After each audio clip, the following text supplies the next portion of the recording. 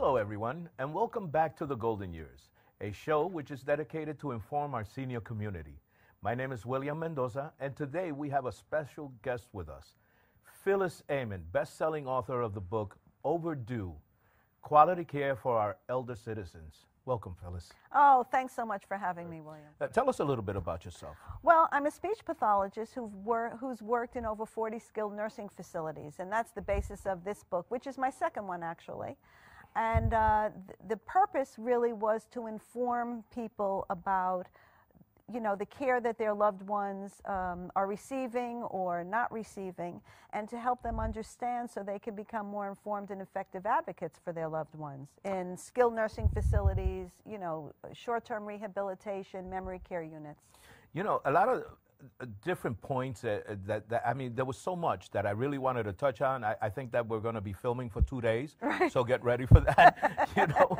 But you experienced something firsthand, you know, in an earlier stage in life, when you were younger, that really affected you in a certain way, that set your path. Right. Actually, I tell the story in the book.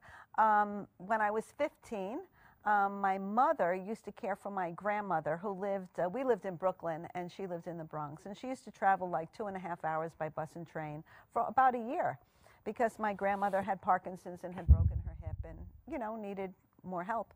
And, you know, after a while it took its toll on the family and on my mother. So she wanted us to her to come live with us.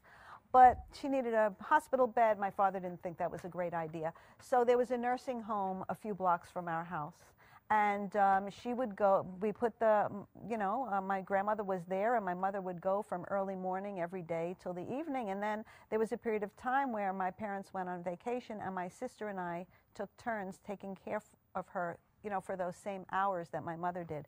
And my first experience when I walked in was, it left an indelible mark on my mind and my heart, you know, how I saw her. You know, nursing homes were different than they are now in a lot of ways, but not so much different in a lot of ways also. And I think, yeah, that did influence my path. So you go to school, you choose your career, but then you were able to take that career that you chose to come back.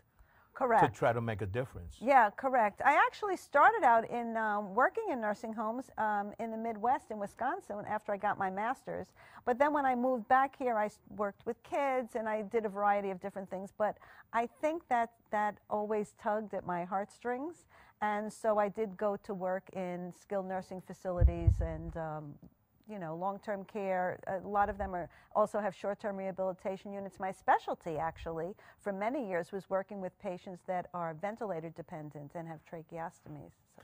Well, you know, let me tell you, I mean, normally the show is centered around our community here, Hartford and the immediate area, and hopefully the show will get picked up and go statewide. But today's topic and conversation is going to be more on a national level.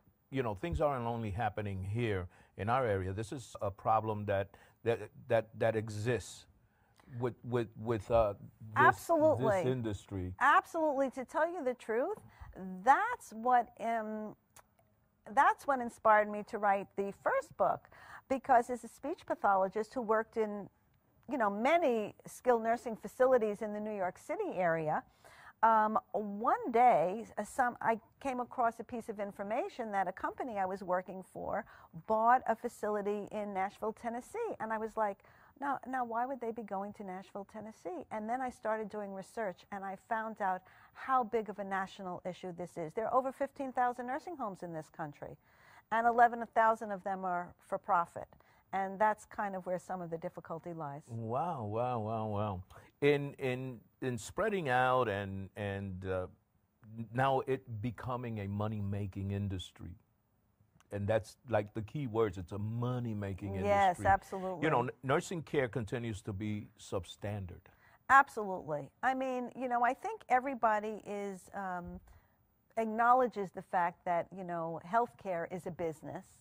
And we know hospitals are a business and the pharmaceutical industry is a business, but I don't think people think so much about nursing homes. I think it's partially because, you know, we think that that's the end of life, or people are kind of like away, out of sight, out of mind. And to my mind, what I'd love people to start to think about it as is really geography. Because if people are living in your home or in your community, you don't think of them as really the end of life. You think of them as just living there. And when they go to a nursing home situation, why not just think of it as like geography? That's where they're living now. And I think it's because it's like out of sight, out of mind, or something like that. Well, that's strange. You know, the issue on top of that is when corporations come in and take over, right away they're looking at bottom lines. Oh, absolutely. And they're saying, hey, you know, we need to save a little money here. We need to save a little bit of money there. So one of the things that they do is they tend to understaff.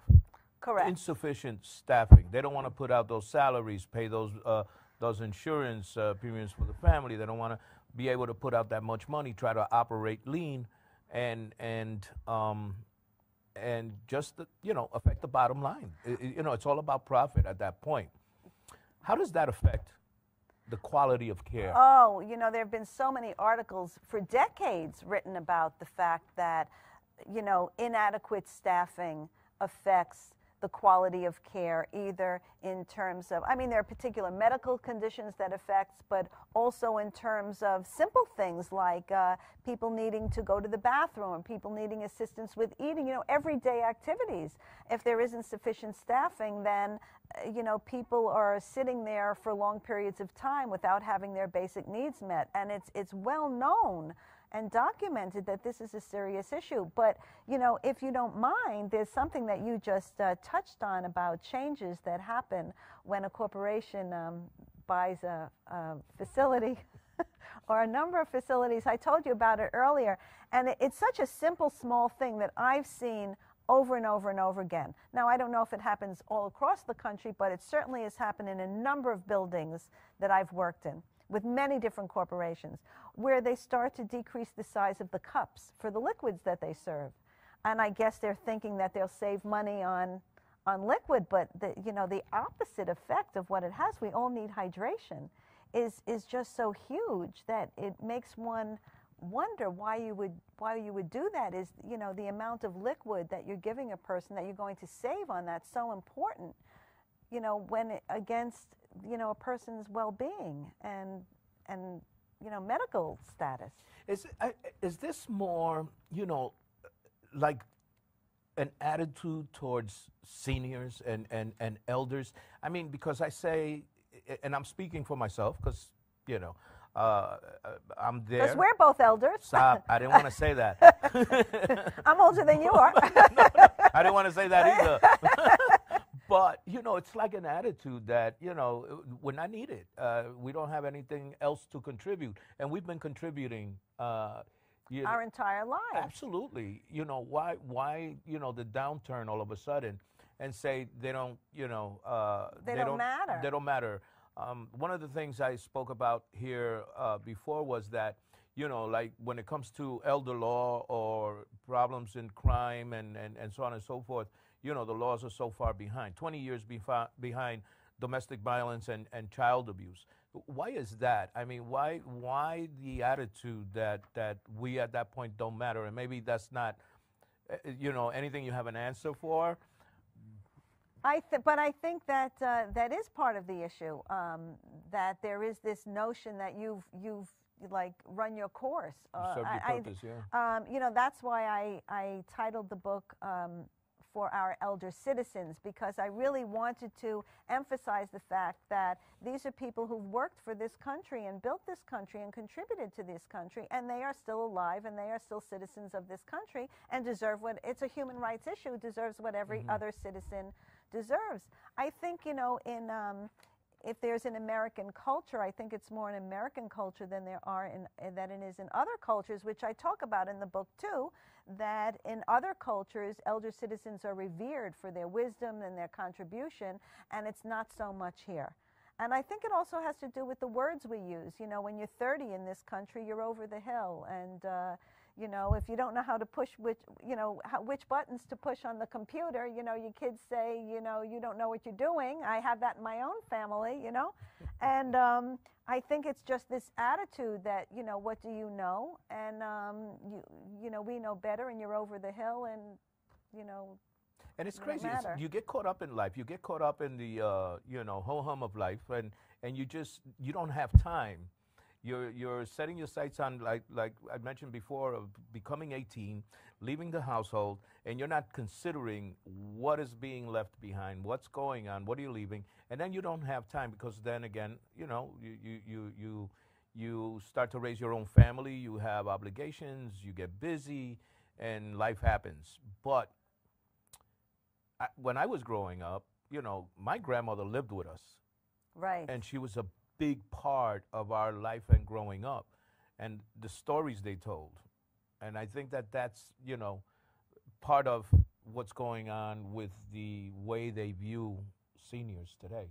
Yeah, I agree. You know, you and I had that conversation briefly. I told you a story that my grandmother told me when I was a little girl about when she lived in Europe and when their soldiers would come into their town and try and decimate it, and how she carried guns to her father. And when I told that story to my son a couple of years ago, who's in his 30s, it had so much more richness attached to it than just, you know, reading something in a book.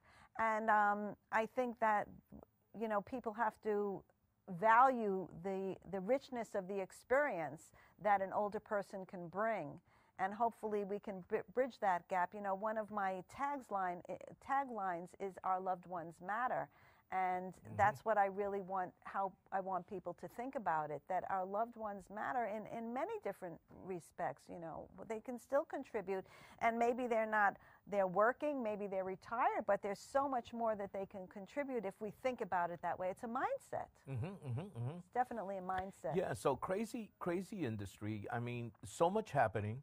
And one thing that really also touched me was a story that you talk about in the book on Margaret Maunder. Right.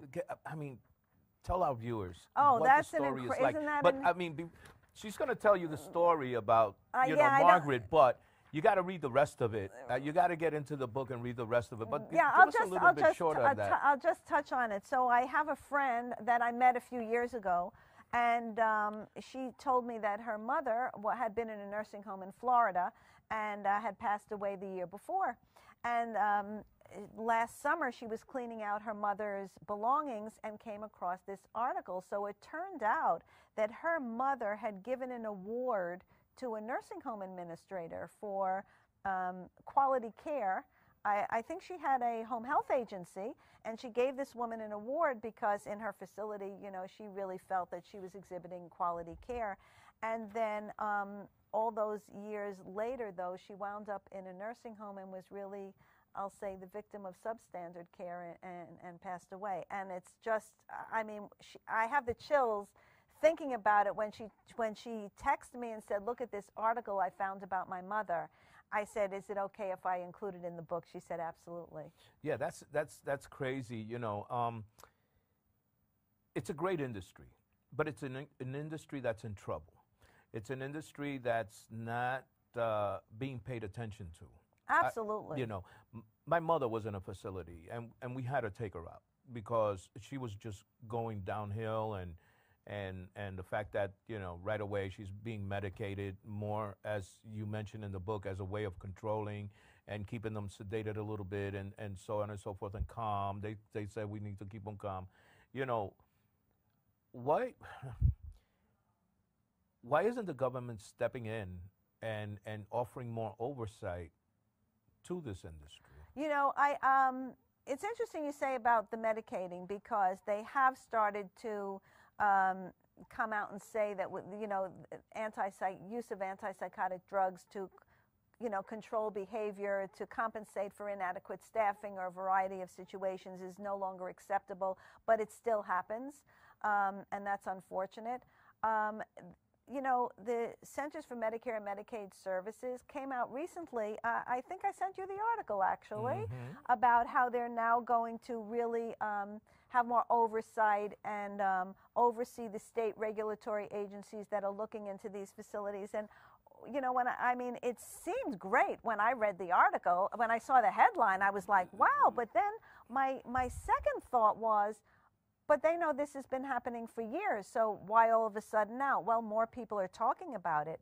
But there was a few sentences in the article that disturbed me about, I think it was Oregon, where, you know, for 15 years there was a lapse in them overseeing abuse cases of people in nursing homes. So they obviously knew about this. So are they really going to have oversight, or are they not? You know, is it window dressing? Is it just something they're saying, or is it really going to happen? Well, that's that's crazy.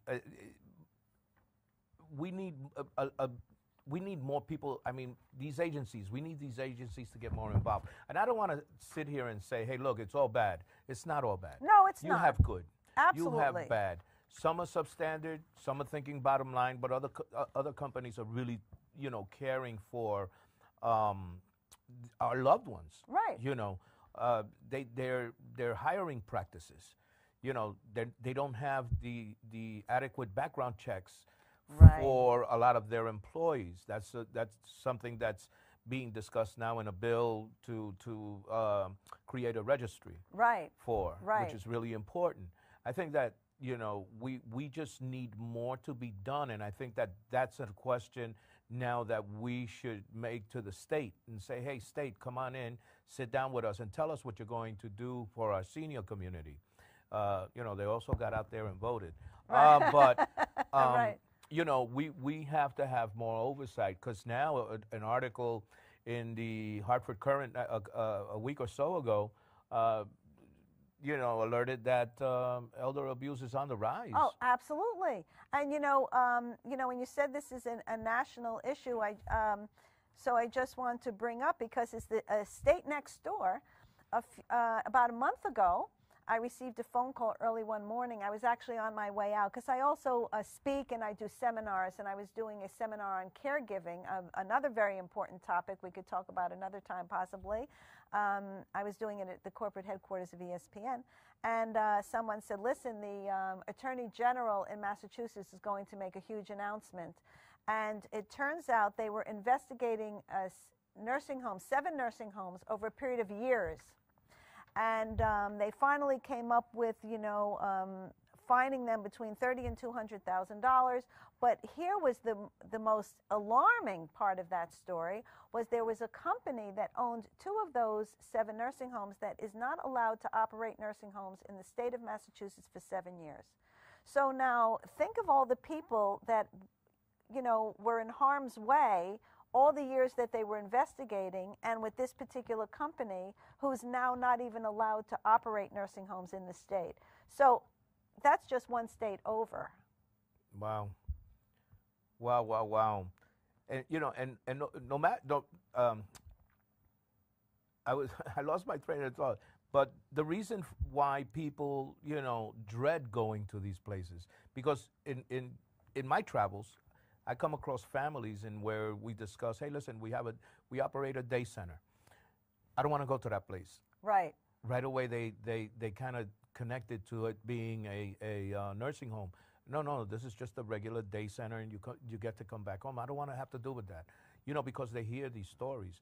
Don't think that people are not aware, you know, because word of mouth, people you know, spread it out, and you hurt yourself. Actually, I think anyway.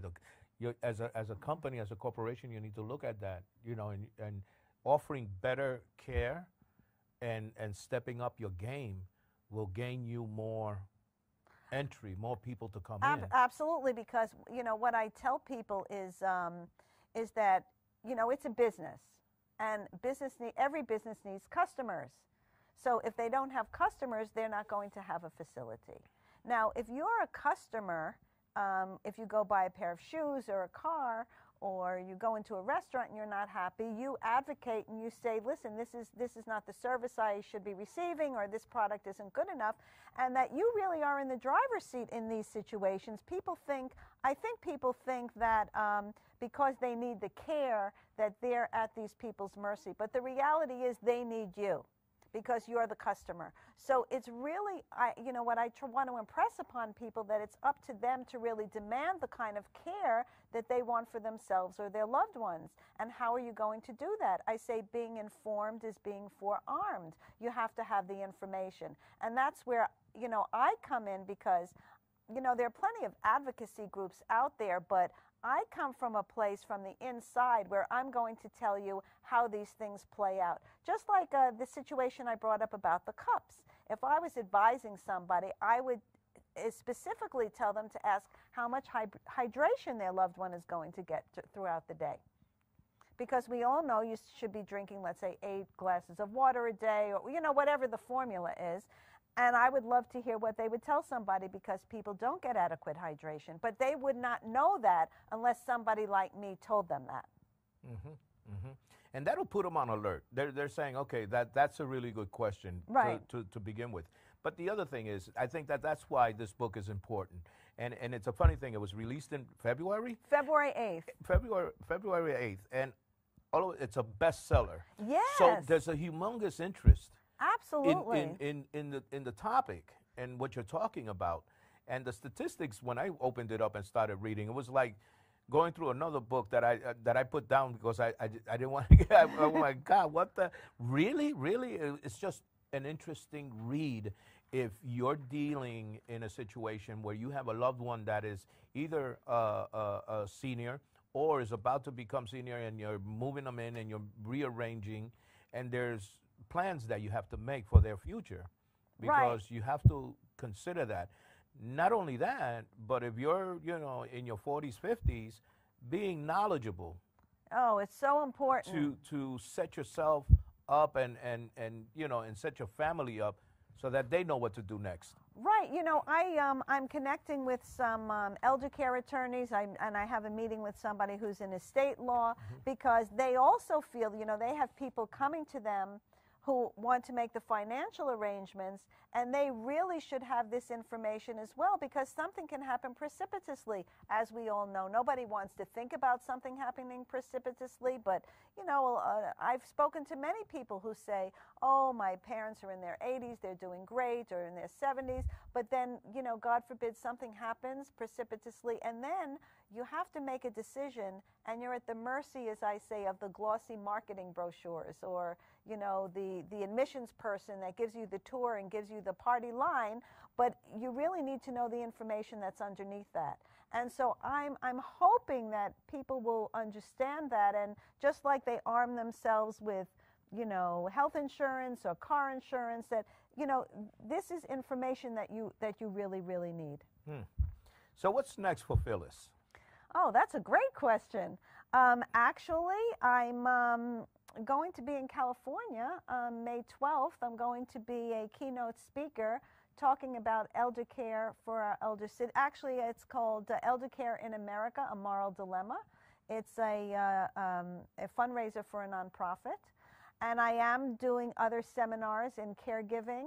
I'm going to be working with someone actually out in Kansas City who helps families get their money from long-term insurance companies, and we're really going to collaborate in creating materials that we could sell online that would be helpful for people who are looking for this kind of information.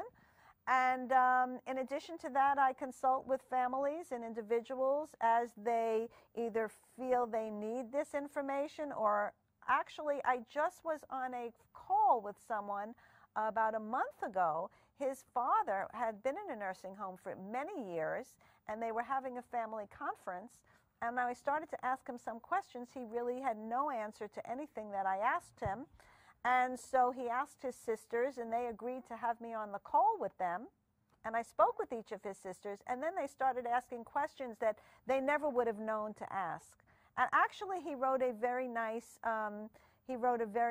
testimonial for me on my LinkedIn page about that, because it was an eye-opener for them. They never would have thought of some of those questions. So even if people have loved ones in facilities, you know, sometimes you just don't know the right questions to ask or why you should be asking those questions. So that's what I really want to focus on. That's excellent. That's excellent. Another book? I am working on another book. I actually, somebody I just met, it was really kind of funny how that happened, and we ran into each other. It will not be so much just on older citizens, but it will involve empathy, which is another area that I speak about, and we're going to tie it together in a very interesting way. We already started. I wrote the introduction, and we met the other day, so I'm very excited about that. How many people, what are the statistics of people in nursing homes now? Because we're running into a situation where in like by the year 2050, was it 2050 or 2040, you know, the population is going to... Yeah, by 2035, I think it is that the U.S. Census Bureau projected that there will be more people 65 and older than under the age of 18, which is an alarming statistic. Really? I mean, that's crazy. And they say that 1 in 4 people 65 and older will spend at least some time in a skilled nursing facility. Now, that includes short-term rehabilitation, like if you go for a broken hip or a heart attack or whatever, but that is part of the skilled nursing facility space. So what we're saying here is that these facilities are going to have to double to take in. Oh yeah, I mean it's exploding. I mean it's a burgeoning population, and I mean obviously there are a lot of people who trying to keep their loved ones at home. You know, the government would like people to keep loved ones at home, but it's not always feasible for a variety of reasons. And so we do need places where people could live when they can no longer live independently and care for themselves, and maybe they need medical care. And yes, there are assisted living communities, but assisted living communities don't provide the kind of medical and ongoing nursing care that a person needs. But yeah, there are I think the statistic is that there are about 1.5 million, close to 2 million people in nursing homes now. Today. Now, so that you're talking, you know, if you said it was 15,000 facilities in the country, you're talking maybe going up to about 20,000 easily. Oh, it's and I mean the population of seniors, it's just staggering. It is staggering. And that's why your friend bought. Correct. The amount of nursing facilities that they did, because they see that it's a profitable business. Very profitable. You know, companies are traveling all over the country and buying, you know, different states. Kentucky is a big one, you know, that have a lot of nursing homes, and they're selling them, and companies are buying them up because, yeah, I mean, they say there are small margins for Medicaid reimbursement, and that may be true. But I always say, but why would you buy more of something if it's not profitable? So I don't think it's really not profitable. I mean, I don't know what the structure is, but it obviously is profitable because you're buying more of them. So, and also by the year 2050, they say that the population that has Alzheimer's could potentially increase to 15 million. And those are the ones that I feel are more...